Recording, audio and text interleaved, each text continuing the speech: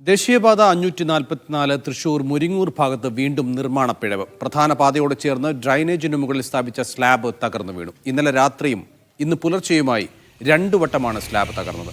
സ്ലാബുകളിലൂടെ ഭാരവാഹനങ്ങൾക്കടക്കം സഞ്ചരിക്കാമെന്ന് NHA അവകാശപ്പെട്ടിരുന്നു.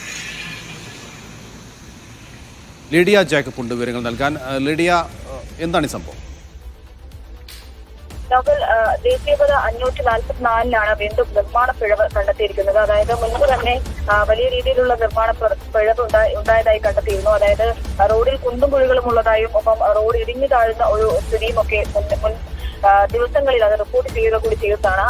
ഇന്ന് പ്രധാന പാതയോട് ചേർന്നിട്ടുള്ള ഡ്രെയിനേജിന് മുകളിൽ സ്ഥാപിക്കുന്ന സ്ലാബ് തകർന്നതായിട്ടാണ്. അതായത് സ്ലാബ് തകർന്ന് 2 കഷ്ണമായി മുറിഞ്ഞിട്ടുണ്ട്. സ്ലാബുകളിലൂടെ ഈ ഭാരമുള്ള വാഹനങ്ങൾക്കടക്കം സഞ്ചരിക്കാമെന്ന് NHA പറഞ്ഞത് കൂടിയാണ്. പക്ഷെ അത്തരത്തിലുള്ള അവകാശവാദങ്ങൾ പിന്നാലെയാണ് ഇത്തരത്തിൽ സ്ലാബ് തകർന്നതായിട്ടുള്ള ഒരു സംഭവം നടന്നിരിക്കുന്നത്. ഈ പൊട്ടിയ സ്ലാബുകൾക്കിടയിലായിട്ട് പരിശോധിച്ചപ്പോൾ ഈ കമ്പികളോ കാര്യങ്ങളോ ഒന്നും തന്നെ കണ്ടെത്താനായില്ല എന്നുള്ളതും പറയുന്നുണ്ട്. അത്തരത്തിൽ ഈ മേഖലയിൽ രാവിലെ വലിയ രീതിയിലുള്ള ഗതാഗത കുരുക്ക് ഇതിനെ തുടർന്ന് ഉണ്ടായിരുന്നു. വലിയ രീതിയിലുള്ള ഒരു ഫുൾ സ്ലാബാണ് തകർന്നിരിക്കുന്നത്.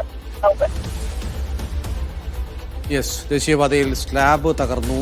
2 വട്ടമാണ് സ്ലാബ് തകർന്നത്. എന്നാൽ ദേശീയപാത അതോറിറ്റി കൃത്യമായ വിശദീകരണം നൽകുന്നില്ല എന്നുള്ള വിവരങ്ങളാണ്. തൃശൂർ മുരിങ്ങൂർ ഭാഗത്താണ് ഈ നിർമ്മാണ പിഴവ് ശ്രദ്ധയിൽപ്പെട്ടത്.